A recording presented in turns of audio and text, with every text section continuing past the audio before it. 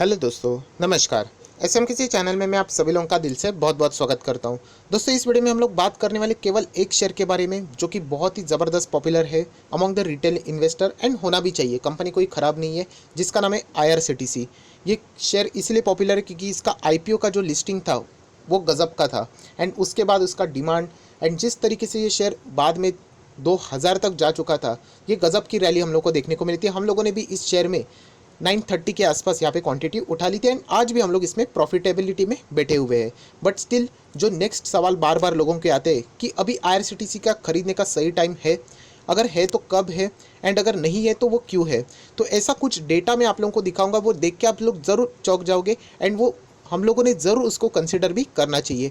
तो कौन सी बात है उसको हम लोग ध्यान से समझना है, वरना हम लोग शायद से बहुत बड़े लॉस में भी आ सकते हैं। तो चलिए दोस्तों, इस वीडियो को स्टार्ट कर लेते हैं। बट हमेशा की तरह यही कहना चाहूँगा, अगर एसएमकेसी चैनल में फर्स्ट टाइम विजिट किया है तो जरूर सब्सक्राइब कर लेना, साथ में बेल आइकन को भी हिट कर लेना। तो ऐसे इंटरेस्टिंग टॉपिक हर रोज़ आप लोगों को देखने को मिल जाएंगे। आप चाहो तो स्टॉक मार्केट क्लासेस को भी फॉलो कर सकते हो, नीचे डिस्क्रिप्शन बॉक्स में लिंक दी है जहाँ पे आप लोगों को फ्री ऑफ कंटेंट का स्टॉक मार्केट से रिलेटेड बातें सिखाई जाती है।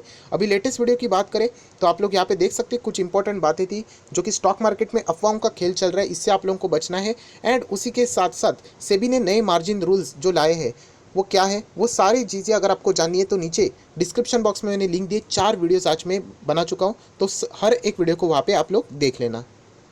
सो दोस्तों, अभी हम लोग आ चुके हैं हमारे नॉर्मल स्क्रीन के ऊपर, एंड यहाँ पे क्या ऐसा डेटा है जो कि हम लोग को देखना है। उससे पहले हम लोग ज़रूर देखेंगे IRCTC का परफॉर्मेंस कैसे चल रहा है। फिलहाल आप लोग देख सकते हैं IRCTC ये शेयर 1339 पे देखने को मिल रहा है। हालांकि ये एक ज़माने में 2000 के करीब था, उसके बाद हम लोग को गिरावट होते हुए बाद में लगभग 1400 पे देखने को मिला था। एंड उसके बाद आप सभी लोगों को पता है कंपनी के रिजल्ट का इंतज़ार किया गया था। हालांकि आप सभी लोगों को पता है यहाँ पे बीच में मैं आप लोगों को 6 महीने का चार्ट पैटर्न दिखाना चाहूँगा। ज़बरदस्त गिरावट हुई थी, कंपनी लगभग 800 रुपये के करीब आ चुकी थी, आप कह सकते हो रफली ऐसा। एंड उसके बाद जो ये जंप हम लोग को देखने को मिलती है, रिकवरी देखने को मिली थी, ये सिर्फ एक उम्मीद के कारण रिकवरी देखने को मिली थी, जो कि कंपनी के Q4 के नंबर्स है ये आउटस्टैंडिंग आ सकते हैं। बट हकीकत में क्या आया, हम लोगों ने देख लिया कि नंबर्स आए तो ज़रूर थे बट इतने अट्रैक्टिव नहीं थे। तो यही चीज़ अगर हम लोग देखते हैं तो IRCTC को इस लेवल पे खरीदना बहुत ज़्यादा रिस्की हो सकता है। ये ऑलरेडी मैं आप लोगों को बता चुका हूँ। जो लोग यहाँ पे चैनल में नहीं जुड़ चुके हैं, मैं आप लोगों को बताना चाहूँगा, हम लोगों ने ऑलरेडी इस स्टॉक में 930 के आसपास बाइंग की है, एंड आज भी हम लोग प्रॉफिटेबिलिटी में बैठे हुए हैं। अगर आपको पुराना वीडियो देखना है तो ऊपर आई बटन पर क्लिक करके यहाँ पे देख सकते हो, जो कि अभी शायद से डिस्प्ले नहीं होगा, बट वीडियो के आखिर में आप लोगों को ये आई बटन वाला वीडियो मिल जाएगा, इसको चेक कर लेना। तो ऐसी बात नहीं कि हमारे पोर्टफोलियो में वो शेयर नहीं है, बट बोलते हैं ना कि एक शेयर को खरीदने का सही समय भी होता है, जब आपको पता होता है कि सिचुएशन आपके फेवरेबल, मतलब बोलते हैं ना आप जो प्रिडिक्ट कर रहे हो उस लेवल तक आ सकती है, तो ज़रूर किसी को पसंद है थोड़ी ना हाई लेवल पे खरीदना।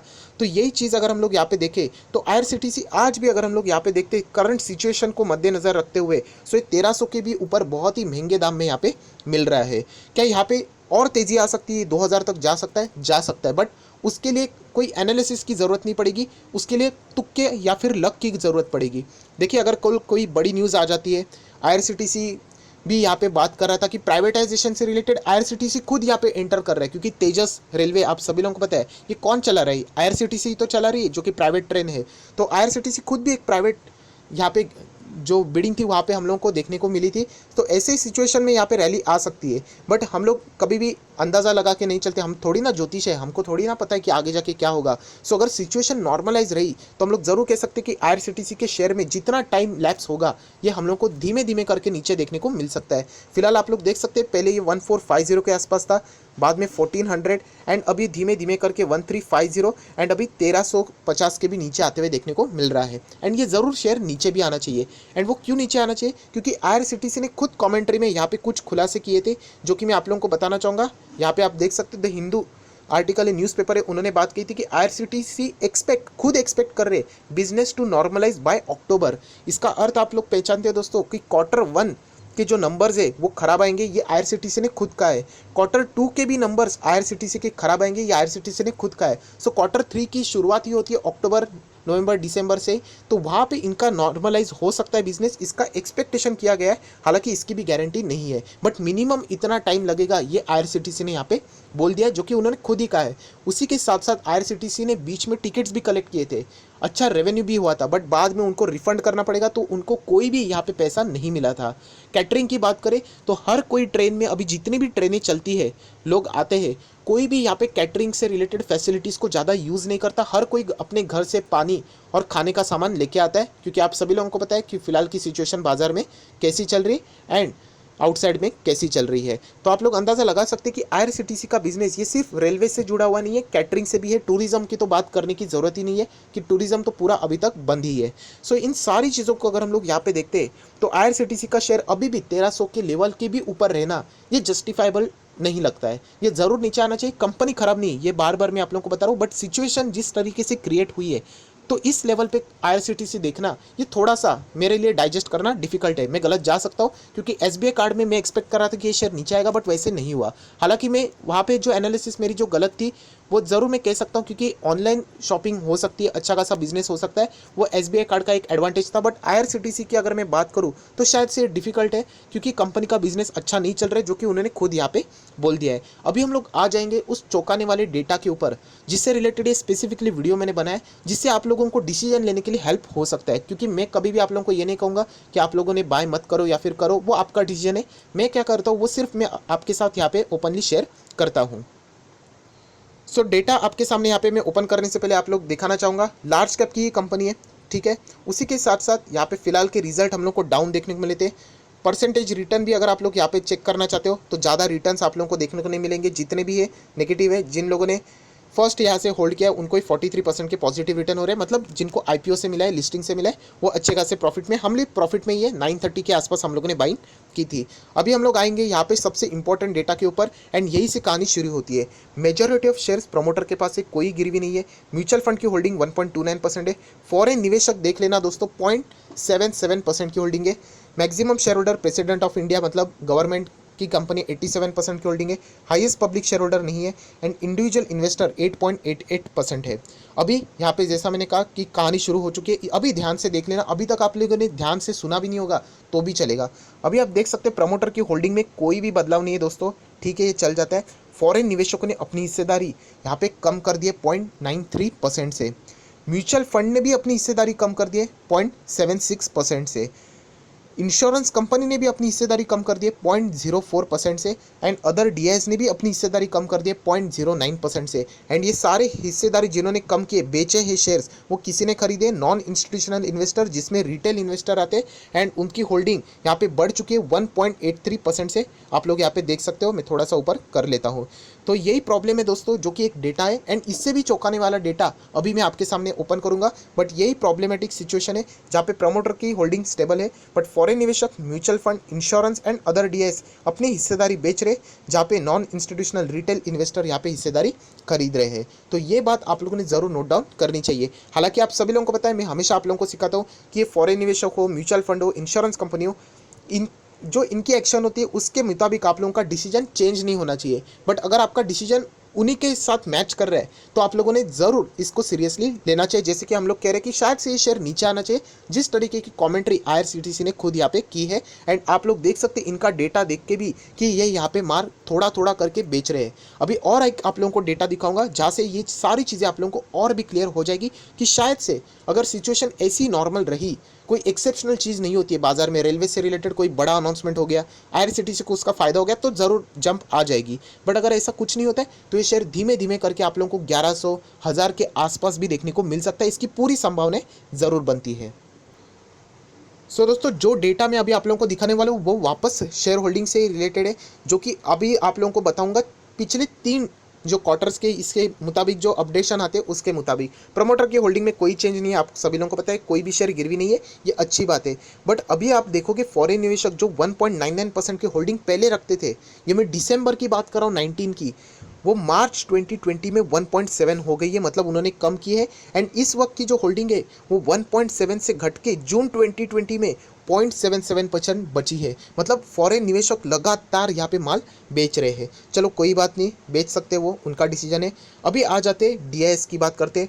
6.62% की होल्डिंग थी, जो कि उन्होंने घटा के 3.85 कर दी है मार्च में। एंड वही अभी जून का क्वार्टर आप सभी लोग पता है खत्म हुआ है, तो यहाँ पे 2.96 मतलब 3.85 से यहाँ पे 2.96, एंड इससे पहले तो 5% से भी ज़्यादा की थी। सो एफआईएस के साथ साथ डीआईएस ने भी माल बेच दिया है। उसी के साथ साथ अगर हम लोग यहाँ पे आते हैं फाइनेंशियल इंस्टीट्यूशंस के ऊपर, जो कि पहले होल्डिंग किया करते थे 0.02, उसके बाद 0.1 दिसंबर में 0.02, उसके बाद 0.1, एंड अभी देखोगे तो उन्होंने कंप्लीटली अपना माल बेच दिया एंड जून में वो एग्जिट ही हो चुके फाइनेंशियल इंस्टीट्यूशंस। अभी आ जाते इंश्योरेंस कंपनी के ऊपर, जो पहले 0.07 रखता करते थे दिसंबर में, उन्होंने माल बेच के मार्च तक 0.05 तक अपनी होल्डिंग रखी थी, जो कि बेच के अभी 0.01 रखी है, सिर्फ 0.01। इंश्योरेंस कंपनी भी अपना माल लगातार 3 क्वार्टर से बेचते ही जा रहे हैं। एंड अगर म्यूचुअल फंड की बात करें तो वो भी देख सकते हैं 0.78% थे दिसंबर में, मार्च में 2.05 कम हो गए, एंड अभी जून की बात करें तो 1.29, मतलब यहाँ पे म्यूचुअल फंड भी अपनी हिस्सेदारी लगातार 3 क्वार्टर से बेच रही है। अदर डीआईएस की भी बात कर लेते, जहाँ पे 1.75 का डेटा था 1.65 हो गया, एंड अभी 1.66 यहाँ पे देखने को मिल रहा है, मतलब स्लाइटली डीआईएस में जंप देखने को मिल रहे हैं। एंड सबसे लास्ट अदर्स मतलब रिटेल कैटेगरीज में अगर आप देखोगे तो 3.98 कम था, जो कि डबल होके 7.05 हुआ, एंड उसके बाद अभी और बढ़ के 8.87 हो गया। तो ये डेटा चौंकाने वाला है कि जो ये माल बेच रहे हैं, कौन बेच रहे हैं? Mutual fund, insurance company, financial institution, DIIs, FIS, FPS, ये सारे माल बेच रहे हैं एंड इसका माल खरीद रहे हैं यहाँ पे रिटेल निवेशक। अदर्स कैटेगरी में आप लोग इसको कंसिडर कर सकते हो। तो मैं ये नहीं कह रहा हूँ कि आप लोग जो खरीद रहे हो गलत है, बट आप लोग हायर लेवल पे खरीद रहे हो, इससे हम लोग थोड़ा सा अंदाज़ा ले सकते हैं, क्योंकि ये बड़े बड़े दिग्गज लोग यहाँ पे माल को कंसिस्टेंटली बेच रहे हैं, ऐसा नहीं वन टाइम, कंसिस्टेंटली यहाँ पे सेलिंग हो रही है। एंड जैसे मैंने कहा कि ये कंसिस्टेंटली सेल कर रहे हैं, इसीलिए मैं आप लोगों को नहीं बता रहा हूँ, हमारा जो एनालिसिस भी है वो भी इसी बेस के ऊपर चल रहा है कि कंपनी फिलहाल बहुत ज़्यादा हायर वैल्यूएशन पे चल रही है। खुद कंपनी कह रही है कि हम लोगों को अक्टूबर से शायद से हमारा बिजनेस नॉर्मल होगा। Q1 Q2 के रिजल्ट तो भूल ही जाइए, Q4 के रिसेंट रिजल्ट थे वो एक्सपेक्ट किया जा रहे थे अच्छे आएंगे, बट वो भी अच्छे नहीं आए। तो इन सारी चीज़ों को अगर हम लोग कलेक्टिवली देखें तो ये शेयर आप लोगों को अच्छा शेयर है, जो आप लोगों को सस्ते दाम में नीचे मिल सकता है। इसका एक संभावना यहाँ पे ज़्यादा बढ़ जाती है। हालांकि मैं कोई गारंटी नहीं देता हूँ कि ऐसा ही होगा, मैं गलत जाता हूँ, एंड ये बार बार मैं आप लोगों को बता भी चुका हूँ, बट ये वीडियो आप लोगों को एक सपोर्टिंग करके हेल्प करेगा आपका डिसीजन लेने के लिए, इसलिए ये वीडियो मैंने आपके लिए यहाँ पे बना लिया है। सो आईआरसीटीसी कोई ख़राब कंपनी नहीं है, बहुत ही गजब की कंपनी है। फ्यूचर में ये कंपनी और गजब के परफॉर्मेंस दे सकती है। एंड यहाँ से क्या रैली संभव है? तो रैली संभव है, जैसे मैंने कहा कि एक ही न्यूज़ है प्राइवेटाइजेशन से रिलेटेड। अगर आईआरसीटीसी खुद यहाँ पे एंटर कर लेती है प्राइवेट सेक्टर से रिलेटेड जो ट्रेन चलाने के लिए, जो कि ऑलरेडी वो चला रही है, तो शायद से रैली आ सकती है। बट जैसे मैंने कहा हम लोग शायद के ऊपर काम नहीं करते, हमें चाहिए ठोस सबूत, ठोस कारण, तो फिलहाल वो यहाँ पे देखने को नहीं मिल रहे। तो अगर आईआरसीटीसी यहाँ पे एंटर नहीं करती है प्राइवेट ट्रेन से रिलेटेड चलाने के लिए, तो ये सिचुएशन अगर ऐसी नॉर्मल रही तो जैसे धीमे धीमे ये शेयर 1450 से 1400 आया, 1350 तक आया, उससे भी नीचे जाते हुए देखने को मिला, तो ये धीमे धीमे करके और भी नीचे आने के चांसेस बढ़ जाते हैं। अगर आपको लगता है आप खरीदना चाहते हो इस हायर लेवल पे, वेलकम, आप ज़रूर खरीद सकते हो, मैं गलत जा सकता हूँ, वो एक तुक्का साबित हो सकता है, क्योंकि आपके पास भी इतने ठोस रीज़न नहीं है कि ये ऊपर जाएगा या नहीं। तो अगर आपके पास कारण नहीं है एंड विदाउट रीज़न कि अगर आपको प्रॉफिट हो रहा है, तो समझ लेना कि आप लोगों को तुक्का लग रहा है। अगर आपका कारण सही जा रहा है एंड अगर आप लोगों को प्रॉफिट हो रहा है, तो ज़रूर आपके एनालिसिस में दम है।